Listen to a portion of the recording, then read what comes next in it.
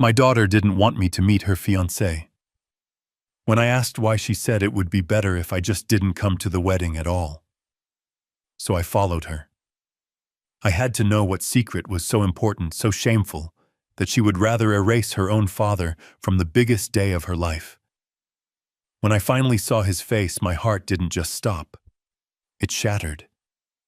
Because standing there smiling at my daughter was a ghost from a past I had spent 20 years trying to bury. A nightmare that had already cost me everything once before.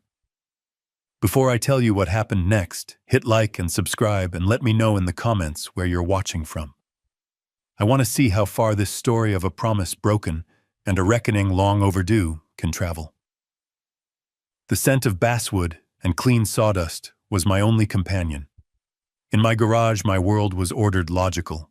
Every miniature beam, every tiny pane of glass in the architectural model on my workbench fit perfectly into place. It was a world I could control. I picked up a small brass protractor, its cool weight familiar in my palm, and measured the angle of a roofline. Precision was a comfort. It was the chaos of the human heart I could never quite blueprint. My eyes drifted to the corner of the bench to a small worn photograph tucked into the frame of a lamp.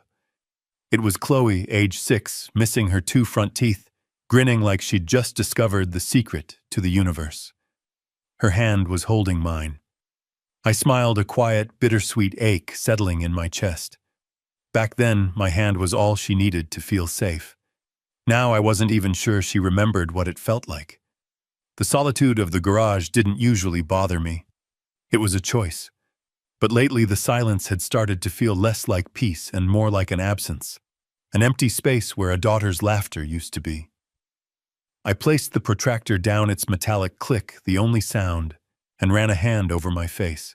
At 62, I knew life wasn't about building perfect structures. It was about weathering the storms that tried to knock them down. I just never imagined the storm would come from the one person I had built my entire world to protect.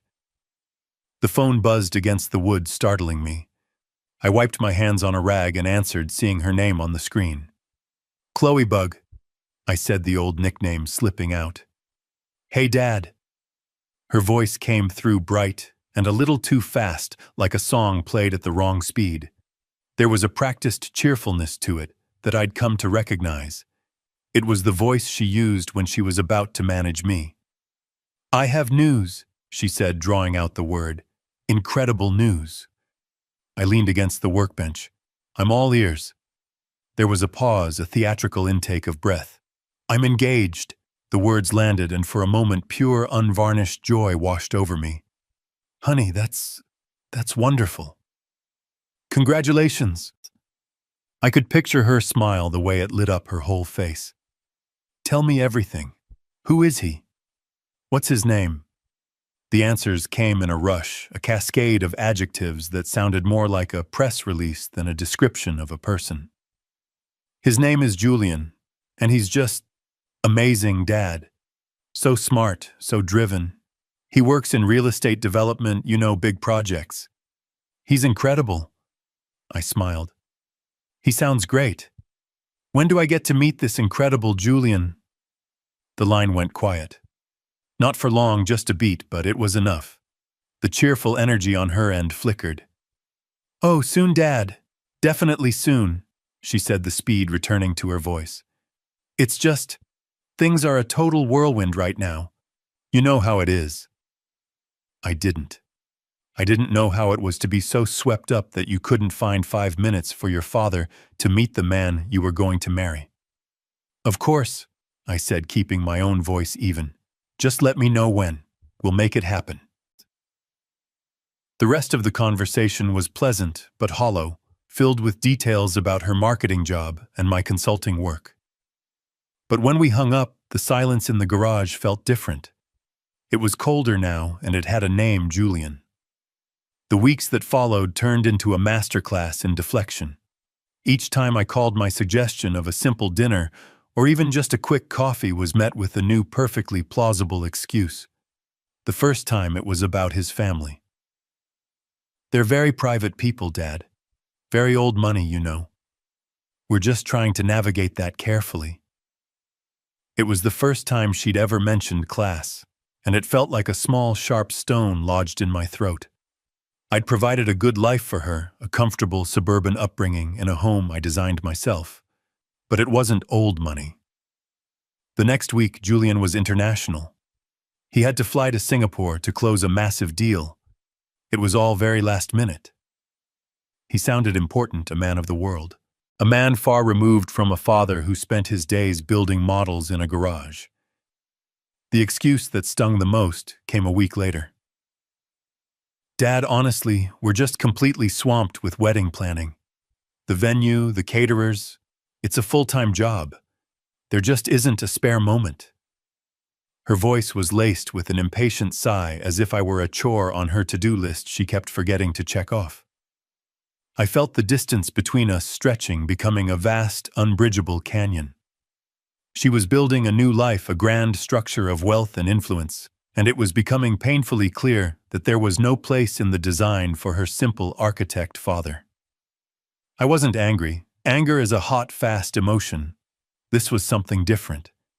It was a slow, creeping chill, a dawning realization that the foundation I thought we'd built together was cracking beneath my feet. I just kept telling myself it was the stress of the wedding. I just needed to be more patient. Patience finally ran out on a Tuesday afternoon. The sun was streaming into my workshop, illuminating the dust motes dancing in the air. I had been staring at the photo of 6-year-old Chloe for 10 minutes, remembering the weight of her small hand in mine. I picked up the phone, determined to cut through the excuses. When she answered, I didn't ask about her day. I didn't mention my work. I got straight to the point, my voice softer than I intended. "Chloe, honey," I began. "I don't need a fancy dinner. We can meet him for 10 minutes at a coffee shop. I need to meet the man who's going to be my son-in-law. It's important to me." There was a long, heavy silence on the other end of the line. When she finally spoke, the practiced cheerfulness was gone, replaced by a strained, brittle tone I'd never heard from her before. It was the sound of a cornered animal. "Dad, look," she stammered, the words catching in her throat.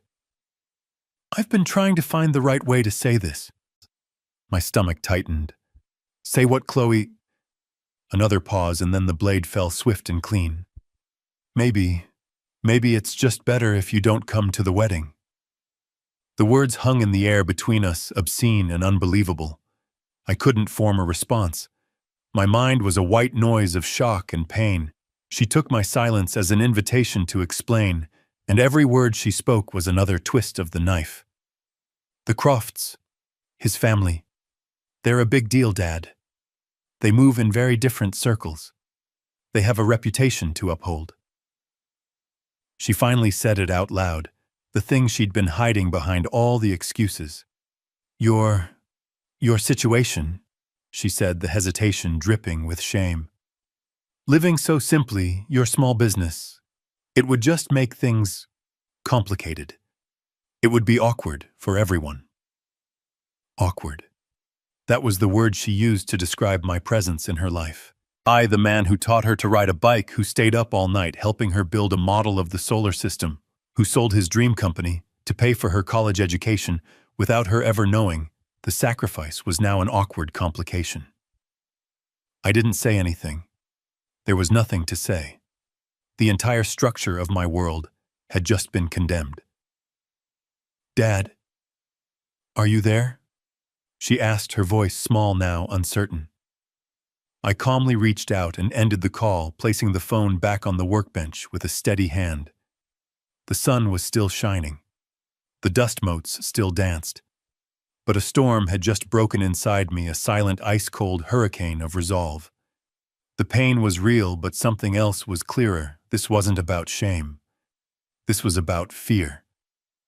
My daughter was hiding something, and I was going to find out what it was. I sat on the stool in my workshop, the phone resting silently on the workbench beside a perfectly mitered joint. The silence she left behind was louder and more violent than any argument could ever have been. I didn't move for a long time. I simply stared at the unfinished architectural model in front of me, a miniature world of clean lines and perfect angles that felt like a mockery. Outside, a neighbor's lawnmower droned on a sound of mundane, ordinary life that no longer felt like it belonged to me. There was no rage. I waited for it, for the hot rush of indignation, the roar of a father betrayed. But it never came. Anger is a fire. This was not fire. This was ice, a deep spreading cold that started in my chest and worked its way out to my fingertips. The word echoed in the quiet of my mind. Awkward. A small, dull, insignificant word used to erase a lifetime of love. It was the word you'd use for a stain on a carpet, not a father. And in that cold, clear space where the anger should have been, a different part of my mind began to work. It was the part that designed buildings, the part that understood stress points and load-bearing walls and the critical importance of a solid foundation. I began to analyze. I replayed her voice in my head, not the cruel words, but the sound beneath them. The brittleness, the slight tremor, the speed with which she delivered the excuses, as if reading from a script she hadn't memorized properly. It didn't sound like my daughter's shame. It sounded like fear. A strong family, a wealthy family, doesn't fear the quiet father of the woman their son loves. They absorb him, tolerate him, or ignore him. They do not meticulously and frantically build a wall to keep him out. That kind of effort isn't born from snobbery. It's born from desperation. They weren't hiding Chloe from me. They were hiding something else, and my daughter was trapped in the middle, forced to be the gatekeeper. She wasn't the architect of this cruelty. She was just a piece of the design. The cold in my veins solidified into something hard and sharp. Resolve. The time for phone calls was over. The time for being patient, for being the understanding father, was over. You don't reason with a faulty design. You investigate its structural failures until you find the source of the rot. I stood up, my joints protesting slightly. I looked at the photo of her and the little girl, with the gap-toothed smile. I was still that man, the one who would protect her from anything. And I would. Even if it meant protecting her from the life she had chosen. I walked out of the garage, leaving the perfect miniature house behind. I had a real-world problem to solve. My daughter was a creature of habit. It was one of the few things about her that hadn't changed. Even as she was pushing me away, she would drop little breadcrumbs of her life into our strained conversations, details I would store away without even realizing it. Wednesdays are my big client lunch days, she had mentioned a month ago. Always downtown, always somewhere impressive. It was a small detail given freely, but now it felt like a key. On Wednesday morning, I put on a simple pair of dark slacks and a gray polo shirt, clothes that would make me invisible. I drove my 10-year-old Ford sedan, a car that had seen better days, but never failed me, out of the quiet, tree-lined streets of my suburb and onto the Eisenhower Expressway. The drive into the city felt different this time. Usually I avoided the downtown hustle, the canyons of glass and steel that felt cold and impersonal. But today I was a hunter, and this was the hunting ground. I felt a strange sense of calm, the kind that comes when you finally stop agonizing and start doing. I was no spy, no private investigator. I was just a father armed with a piece of a puzzle, heading into the heart of the city to find the rest. I parked the car in a public garage several blocks from the upscale business district she'd mentioned, the River North neighborhood. The air here was different, thick with the scent of ambition and expensive perfume. I walked, letting the lunchtime crowds of sharp-suited men and women swallow me up. I felt like a ghost, a relic from a different time, and that was exactly how I wanted it. I found a spot across the street from a row of restaurants whose names were etched discreetly on polished brass plaques. I knew which one it would be before I even saw her. It was the newest, the most ostentatious, a place called Ethelred, with dark wood doors and a valet stand where sleek black cars purred as they dropped off their passengers. And then I saw her. Chloe stepped out of a taxi, and for a moment my breath caught. She looked stunning, dressed in a cream-colored business dress that probably cost more than my monthly mortgage payment. She looked powerful, confident. But as she paused at the door, smoothing down her dress, I saw it. A flicker of something in her eyes. The same uncertainty she used to have on her first day of school. She was playing a part. She took a deep breath and walked inside the heavy doors closing behind her.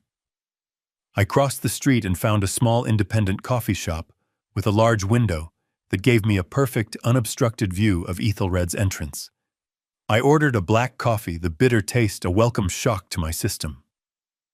I sat at a small table by the window, the warm mug cupped in my hands, and I watched. I was an architect. I spent my life studying how things were put together, and I knew with a certainty that settled deep in my bones that I was about to see the fatal flaw in my daughter's new life. Every person who entered or exited the restaurant drew my attention.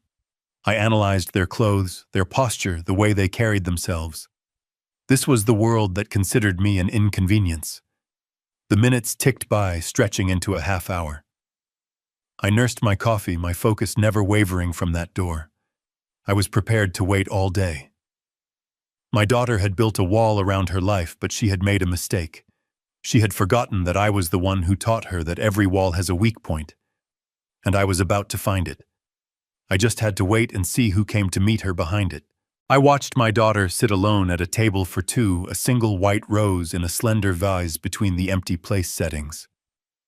The restaurant was the kind of place where the waiters moved like ghosts, and the ambient light was calibrated to make everyone look richer. Chloe looked small in that grand room. She checked her phone, then smoothed the napkin in her lap, her movements betraying a nervousness that was invisible to everyone but me.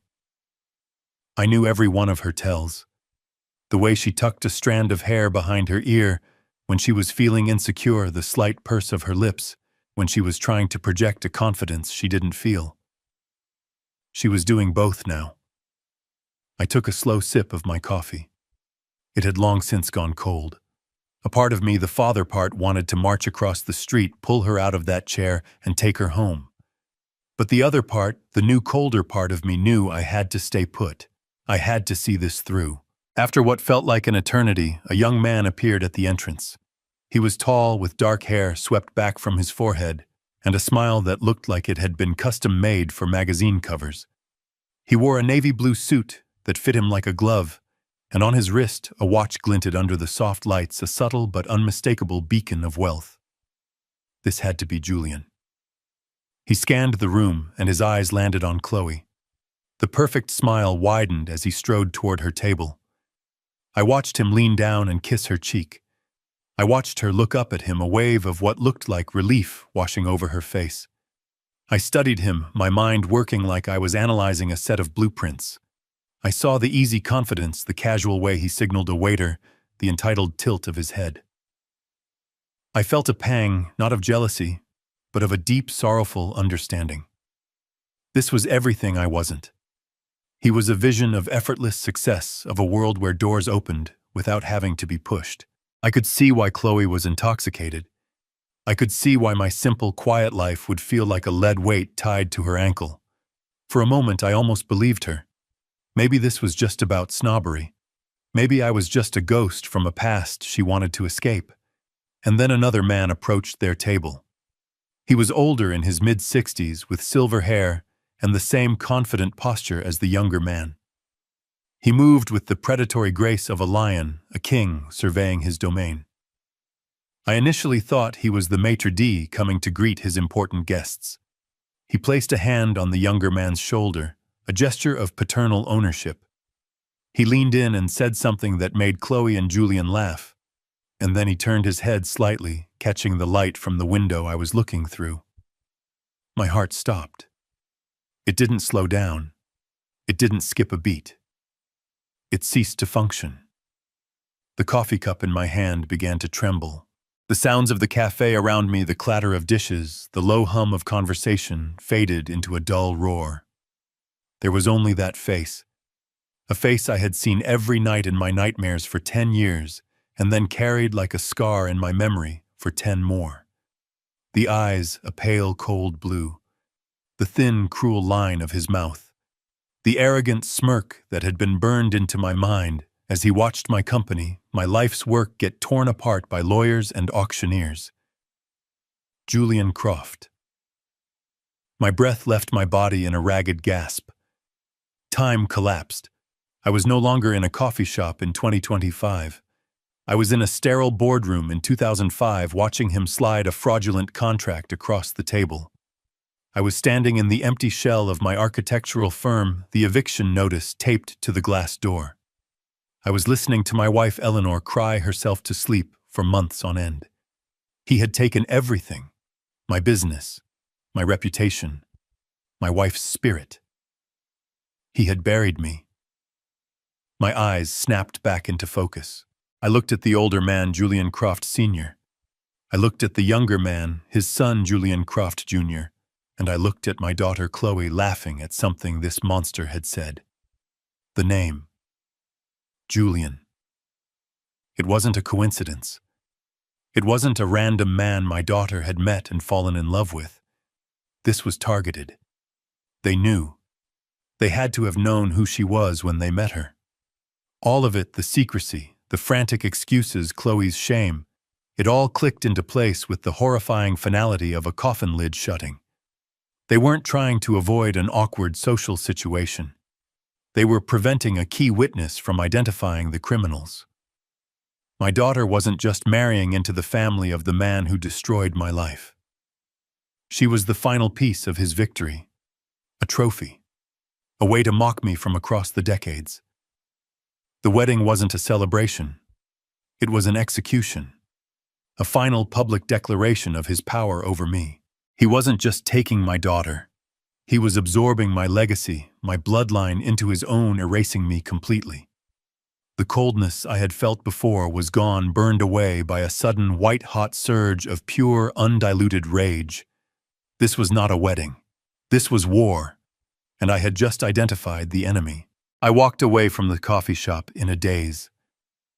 The bustling sounds of downtown Chicago, the car horns, the chatter of pedestrians were a distant, muffled roar, like listening to the world from underwater. The rage was still there, a white-hot coal in the center of my chest, but my movements were steady, my path clear. Confrontation was what Croft would expect. It was what the old Elias would have done. But the old Elias was buried under 20 years of quiet survival. The new Elias was an architect of plans, and I was going to build a fortress around my daughter and a cage for my enemy. I didn't go home. I drove to a modest office building on the west side of the Loop, a place of brick and practicality far from the gleaming towers where men like Croft operated. I had only one person in the world I could trust with this. A man who had stood with me when my first world collapsed. I found his name on the directory, David Rios Forensic Accounting. His office was on the third floor, a small cluttered space that smelled of old books and strong coffee. David looked up from a desk buried under stacks of files as I walked in. He was a small, wiry man with sharp eyes that missed nothing. He was my CFO back when I had a company to be the chief of. He saw my face, and the professional warmth in his expression was instantly replaced by deep concern. He stood up, gesturing to the chair opposite his desk. "Elias," he said, his voice low. "What happened?" I didn't waste time with pleasantries. I sat down, and the story poured out of me. I told him about Chloe, the engagement, the strange secrecy, the cruel phone call. And then I told him who I saw in that restaurant. As soon as I said the name Julian Croft, a flicker of something dark and ancient passed through David's eyes. He leaned back in his chair, his gaze fixed on me. "Croft." He repeated the name, tasting like poison. The Phoenix Project Croft. I thought he'd have disappeared by now. "He didn't disappear, David," I said, my voice barely a whisper. "He thrived, and my Chloe is engaged to his son." David was silent for a long moment, processing. He wasn't just a friend listening. He was an accountant, a man who saw the world in patterns and numbers and motives. "That's not a coincidence, Elias," he finally said, his voice flat and hard. "A man like that doesn't allow coincidences. This is a move on a chessboard. He's playing a game. He already won the game 20 years ago, I said, the bitterness rising in my throat. He walked away with my designs, my contracts, our company. He won that battle. David corrected me, leaning forward and tapping a finger on his desk.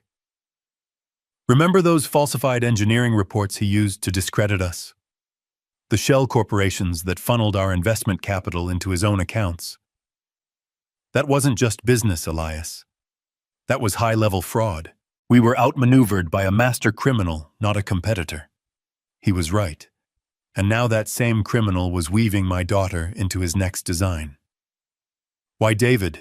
I asked. Why her? Why now?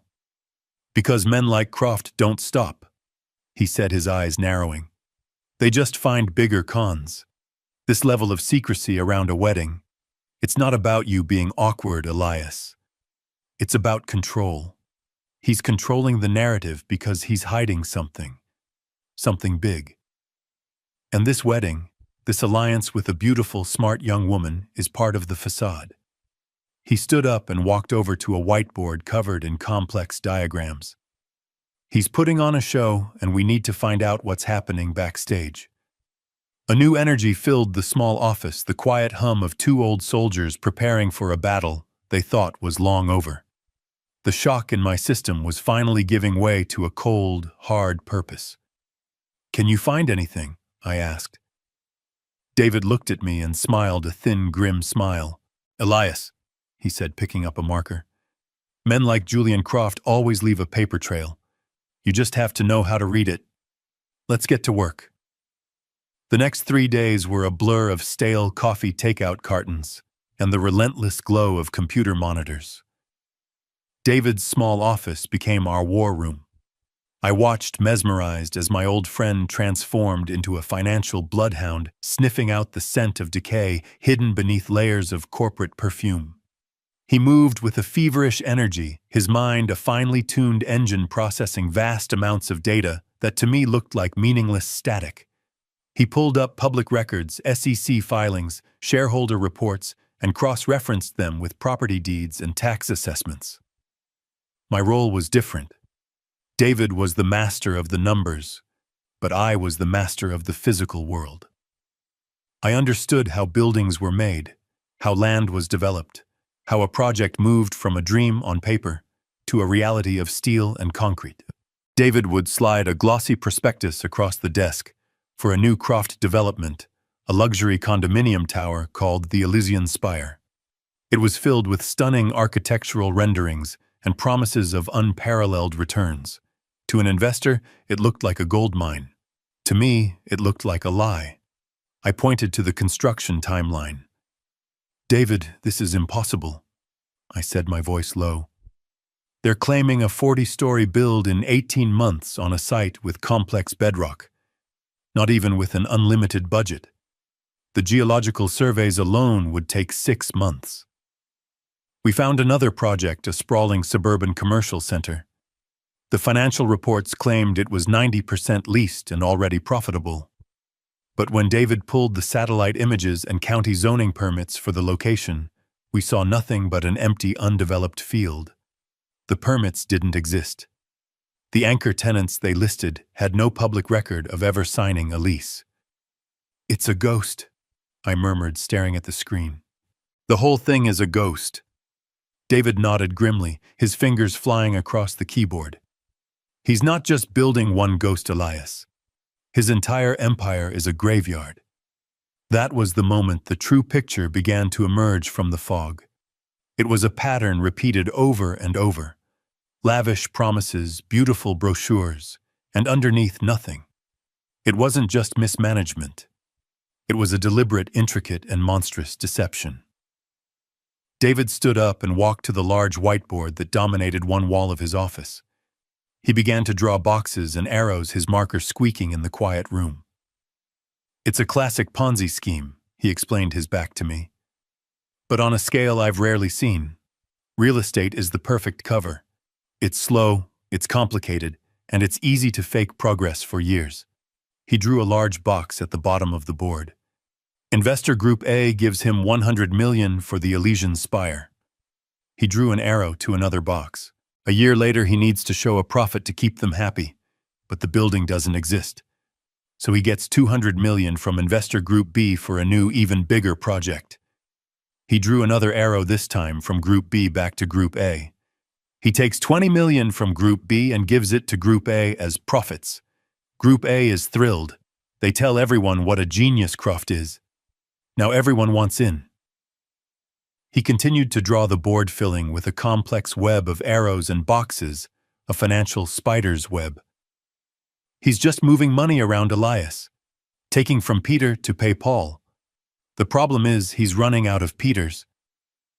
I looked at the names of the investors David had managed to uncover. They weren't all faceless corporations.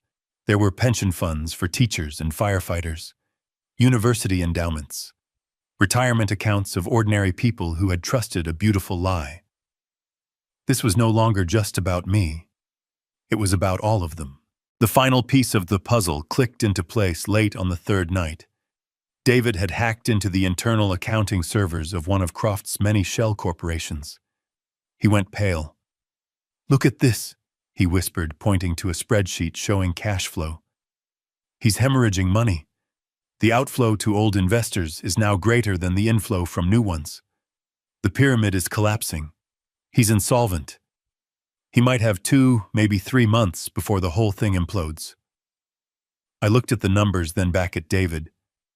"So he's desperate," I said. "Desperate," David confirmed, his eyes wide. "He needs one last massive injection of cash to keep the game going, to give him enough time to disappear." Suddenly, the wedding, the obscene opulence, the frantic secrecy, it all made perfect sense. It was the biggest piece of stagecraft in his entire production. It was a show designed to lure in the final biggest investors of all, to convince them that he was so stable, so successful, that he could afford to throw the party of the century. The wedding wasn't just a trophy. It was his escape hatch. And my daughter was the bait on the hook. The whiteboard in front of us was no longer just a diagram. It was a ticking time bomb. And the wedding was the detonator. The whiteboard was a constellation of fraud. A universe of lies held together by a single dark star, Julian Croft. We had the what and we had the how, but the why still bothered me, the timing of it all.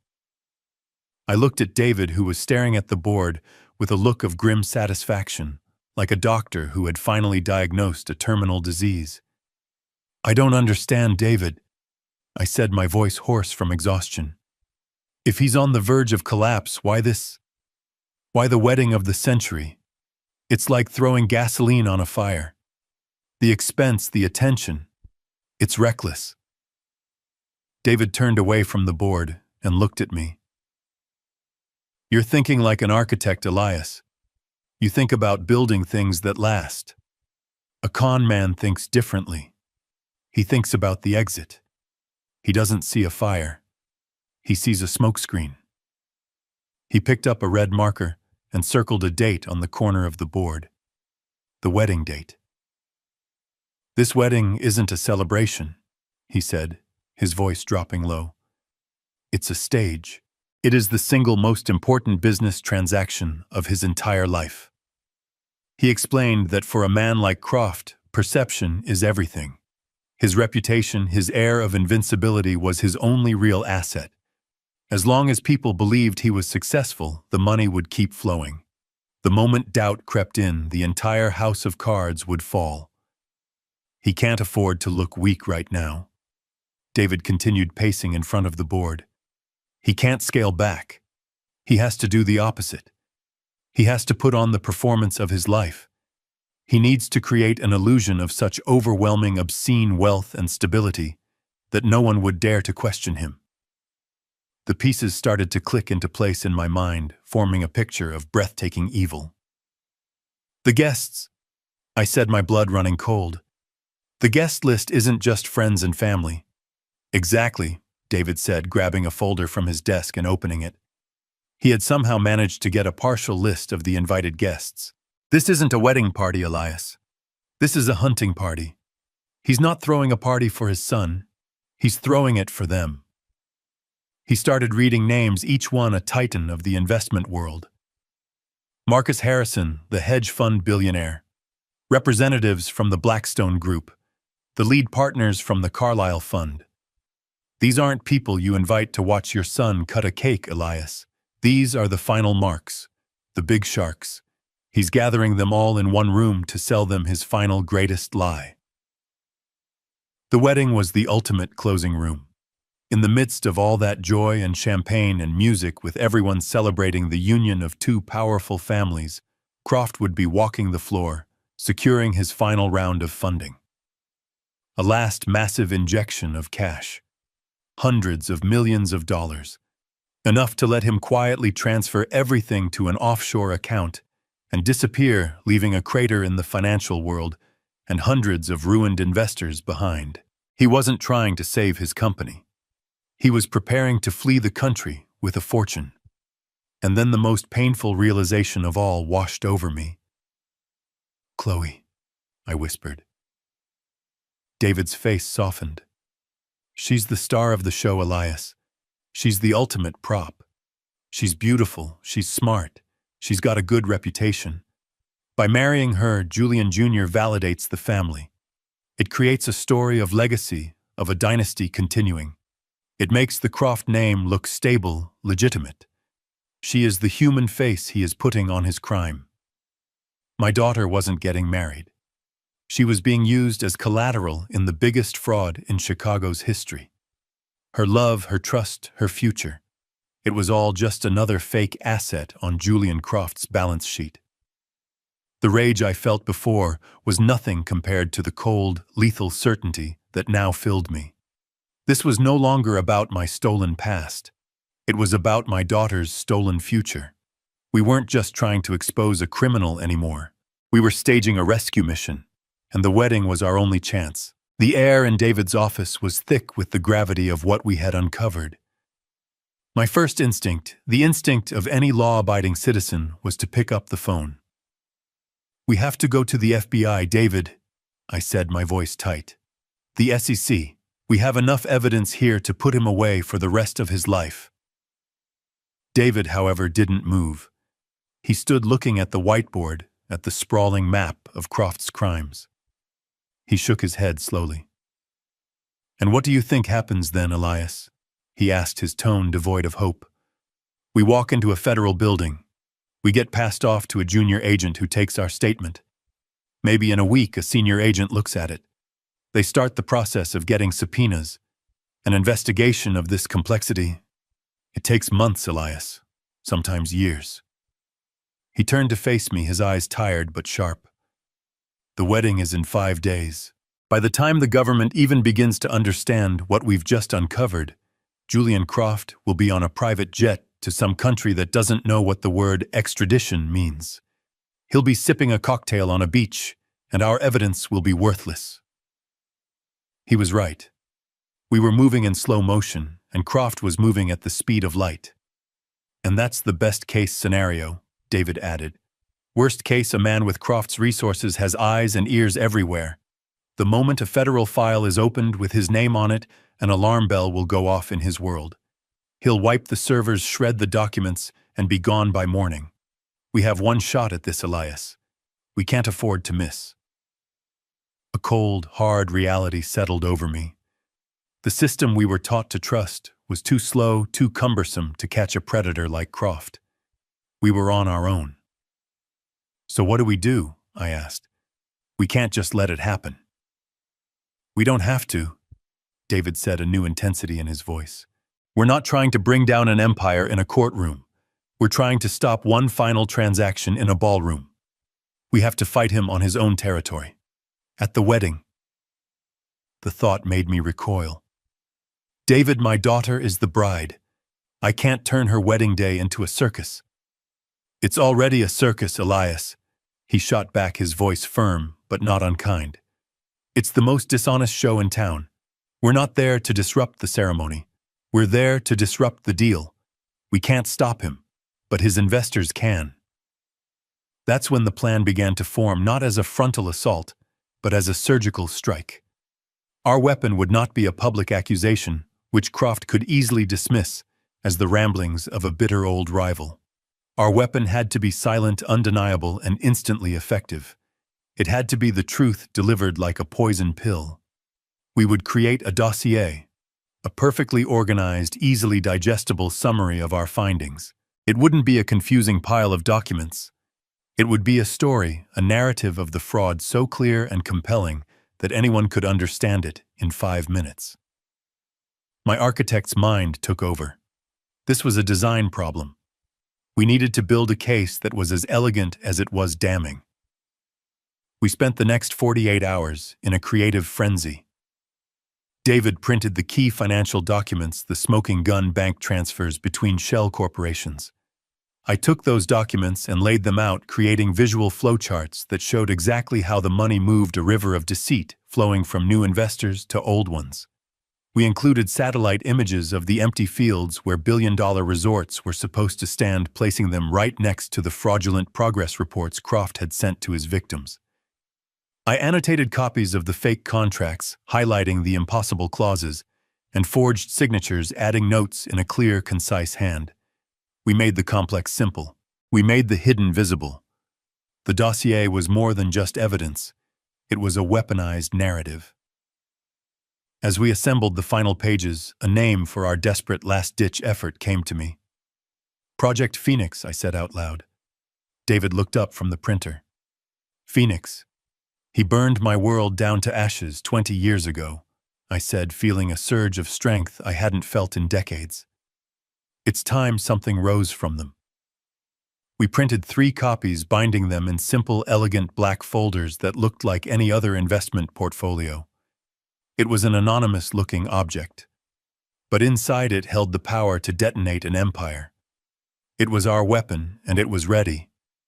Now all I had to do was figure out how to get it into the right hands in the middle of a fortress during the biggest party of the year. Having the weapon was one thing. Getting it past the castle walls was another. David and I sat in his office, the 3 black folders of Project Phoenix lying on the desk between us like sleeping bombs. The wedding was in 2 days at the Grand Ballroom of the Peninsula Hotel, one of the most exclusive and secure venues in Chicago. I was not on the guest list. We can't just mail it to them, David said, stating the obvious. Croft's people will screen everything, and we can't risk an email. It has to be a physical handoff. We need to place it directly into the hands of the right person. And who is the right person? I asked. David slid the guest list across the desk and tapped one name heavily underlined. Marcus Harrison. Him, David said with finality. Harrison is the alpha predator in that tank of sharks. He's 75 years old, a legend in the investment world. He's notoriously cautious. He survived the dot-com bust, the 2008 crash, everything. He doesn't make a move without triple-checking the foundation. He explained that Harrison was Croft's primary target. His investment would be the seal of approval that would bring all the other more hesitant investors on board. If Harrison committed, Croft would walk away with nearly $500 million. Harrison is our target for 2 reasons, David continued. First, if he pulls out, the whole deal dies on the spot. He's the keystone. Second, because he's so careful, he's the only one who won't dismiss a warning out of hand. If we can get this folder in front of him, he will read it. His paranoia is his greatest strength, and right now it's our only hope. The problem remained. Marcus Harrison would be surrounded by security seated at Croft's own table. Getting to him would be like trying to have a quiet word with the president. Sneaking in was out of the question. I would be spotted and thrown out in minutes, and the whole plan would be exposed. I stared at the folder, my mind racing through blueprints and logistics, searching for a hidden entrance, a forgotten service corridor. And then it hit me. The best way to become invisible is to put on a uniform. You don't sneak past the guards. You walk past them carrying a tray. The service staff. They are the ghosts in the machine, present in every room but truly seen by no one. I'm going in as one of the staff, I said. David looked at me, his eyebrows raised. Elias, they don't just hire people off the street for these events. The staff are vetted. I know. I said, a plan rapidly forming in my mind, built from the rubble of my old life. I know the man who owns the catering company, or at least I used to. 20 years ago, when my firm was at its peak, I had managed the construction of a downtown skyscraper. For the grand opening gala, we had hired the best catering company in the city, Prestige Events. I remembered the owner, a young ambitious man named Gary, who was obsessed with logistics and timing. I had spent hours with him coordinating the event. I pulled out my old worn-out Rolodex, a relic from a past life, and found his name. I rehearsed the words in my head, crafting a new character for myself. I was no longer a vengeful father. I was a down-on-his-luck professional looking for a day's work. I stepped into the other room and made the call. "Gary," I said, my voice steady and humble. "It's Elias Thorne. I know it's been a very long time." I could hear the surprise in his voice, but also the respect of a past professional relationship. I gave him the performance of my life. I told him a consulting project had fallen through, that I was in a temporary bind, and I needed some quick work. I mentioned I heard he was handling the Croft wedding. I leveraged my past. "I know it's a massive undertaking, Gary. A logistical nightmare. I have decades of experience managing complex projects and coordinating large teams. If you're short-staffed and need an extra shift supervisor, someone to just make sure things run smoothly behind the scenes, I'd be happy to help out for the night." I could hear him thinking. A high-profile, high-pressure event. The offer of a seasoned, reliable manager for a single night's pay was a godsend. "You know what, Elias?" he said after a moment. "I think I can use you. Be at the hotel service entrance at 3 p.m. on Saturday. I'll have a uniform for you." When I hung up the phone, my hands were shaking slightly, but it was not from fear. It was from the thrill of the plan clicking into place. The next day, I picked up the uniform. A simple, well-tailored black jacket, black pants, a white shirt, and a black bow tie. As I looked at myself in the mirror, I saw not a broken architect, but a ghost. An anonymous face in the crowd. The perfect delivery system for a weapon that no one would see coming. The fortress doors were about to open for me. The grand ballroom of the Peninsula Hotel was not a room. It was a statement. I had designed enough luxury spaces in my life to recognize the language of power, and this room was shouting it. The chandeliers were not just lights. They were cascading waterfalls of crystal, each one the size of a small car. The floral arrangements were not just bouquets. They were towering sculptures of white orchids and roses so perfect and numerous that they had no scent, like beautiful plastic replicas. An ice sculpture of two swans, their necks intertwined, was already beginning to weep under the heat of the lights, a fitting metaphor for the entire evening. I moved through the space with a tray of champagne flutes, my black uniform rendering me invisible. I was a ghost in the machine, a silent observer in the heart of my own personal tragedy. And from my vantage point, I could see everything. Julian Croft Sr. was in his element. He glided through the crowd, not like a host, but like a king surveying his court. His hand was always shaking, another hand. His arm was always draped over someone's shoulder. His laugh was always booming at just the right moment. He was a master performer, and this was his opening night. I watched him approach the table where Marcus Harrison sat, a silver-haired lion, surrounded by other younger predators. Croft didn't talk business. He talked about family, about legacy, about the joy of seeing his son so happy. Every word was a lie, a carefully polished stone laid in the foundation of his final con. His son Julian Jr. played his own part to perfection.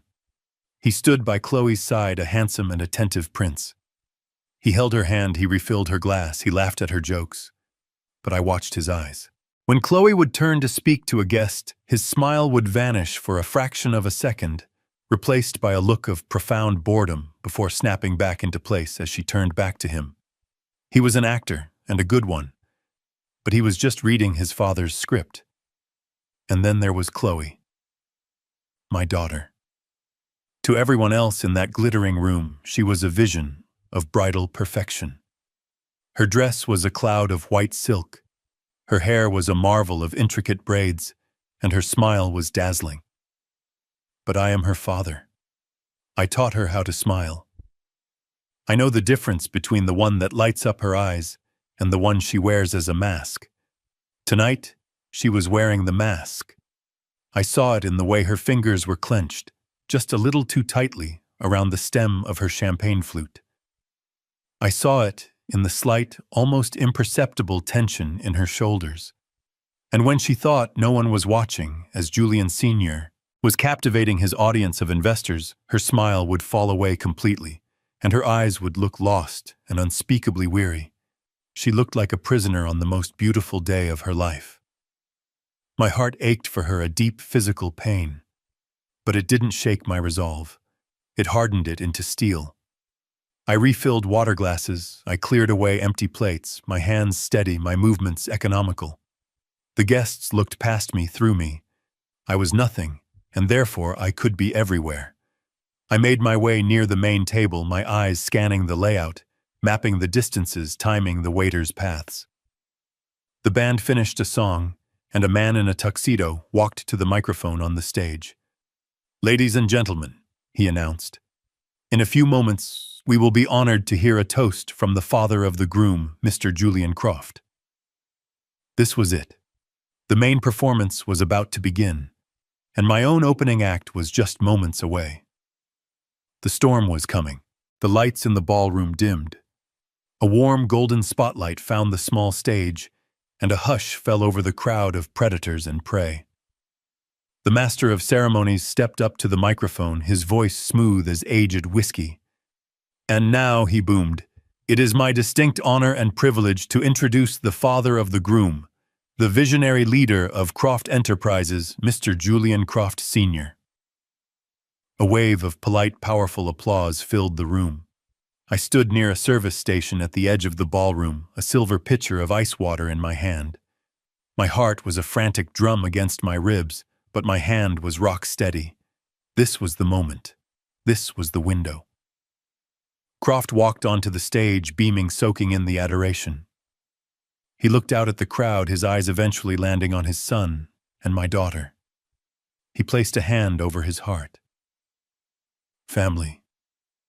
He began, his voice thick with manufactured emotion.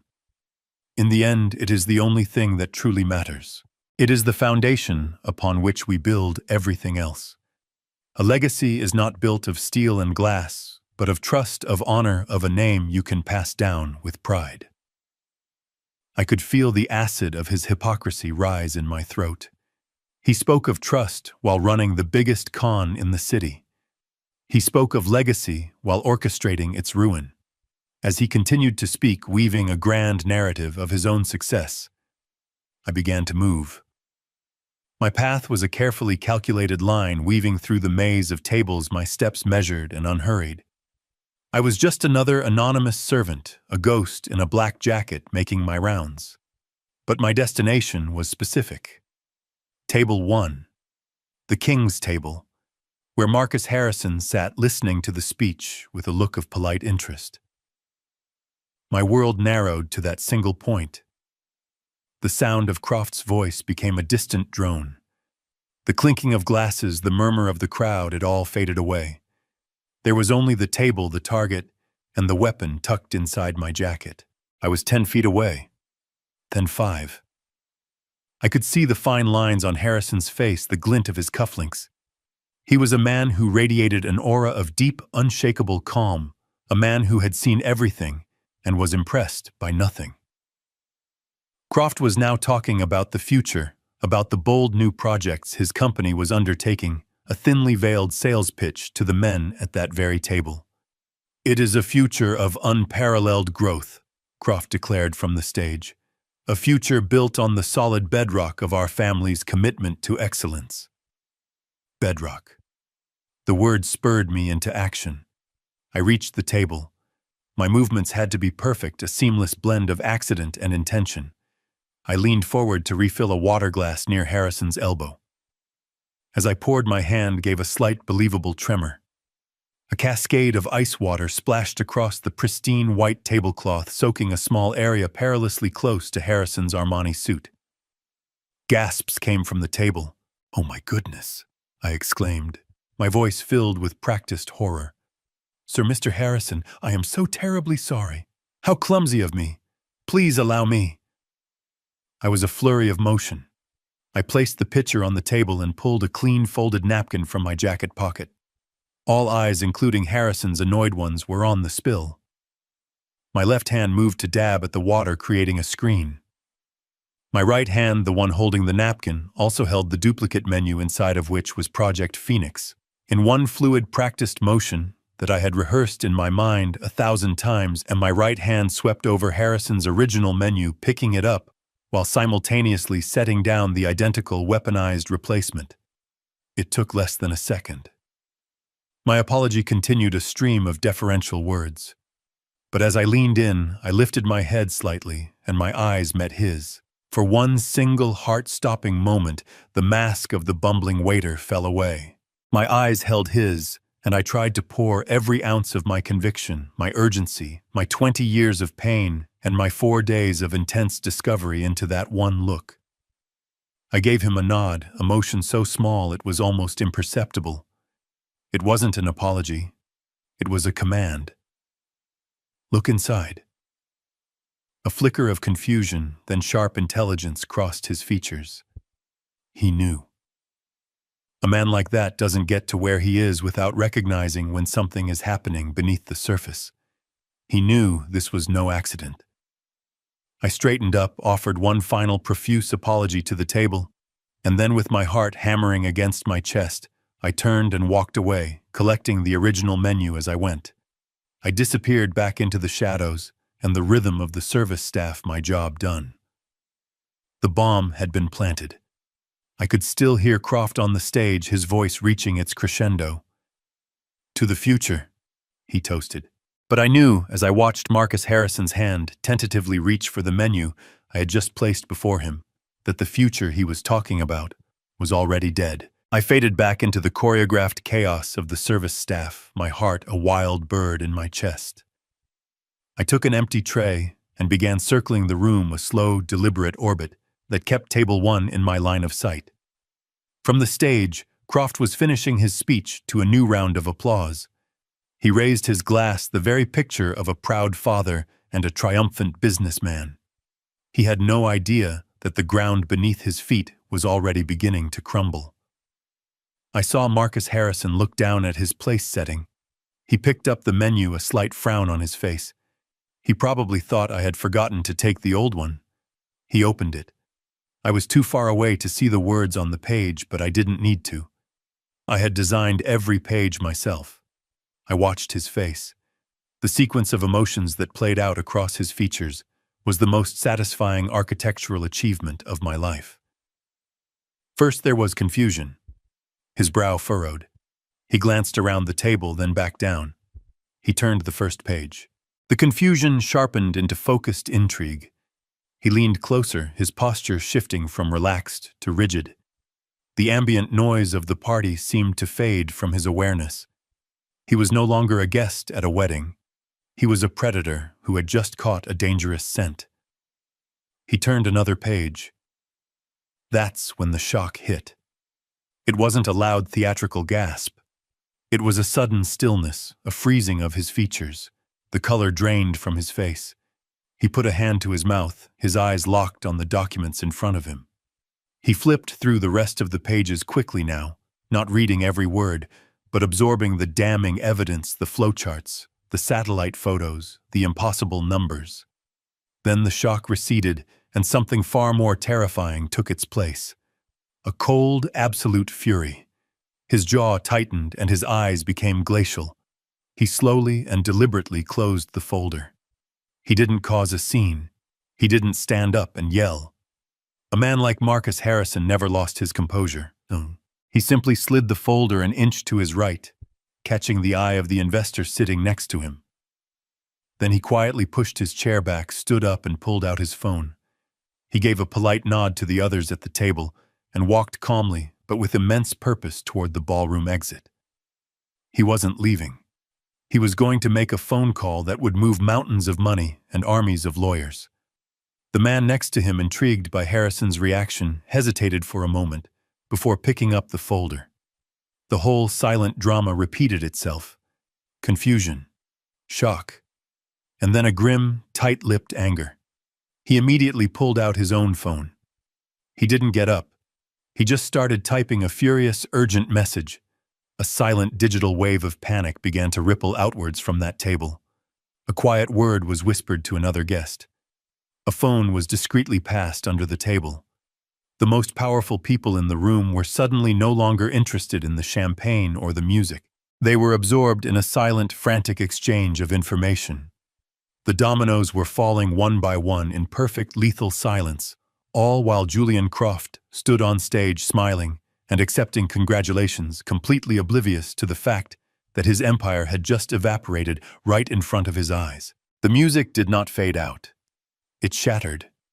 One moment the ballroom was filled with the smooth sounds of a jazz trio. The next there was a deafening, absolute silence.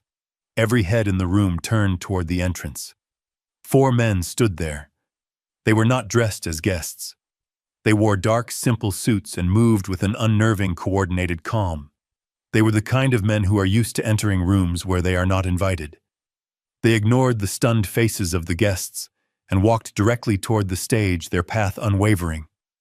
They moved past my daughter, who stood frozen like a statue in her white dress, and approached Croft Sr. and Jr.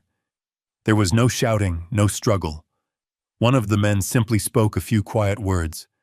I saw the color drain from Croft's face, his self-satisfied smirk melting into a mask of pure disbelief. The show was over. The entire glittering, fraudulent world he had built collapsed in on itself in that one silent moment. I watched my daughter Chloe, her eyes wide with a horror that was just beginning to dawn. She looked at the men, then at Julian, then at her father-in-law, her fairy tale crumbling into a nightmare before her eyes. I stepped out from the shadows of the service station. I shrugged off the black server's jacket and let it fall to the floor. I was no longer an invisible man.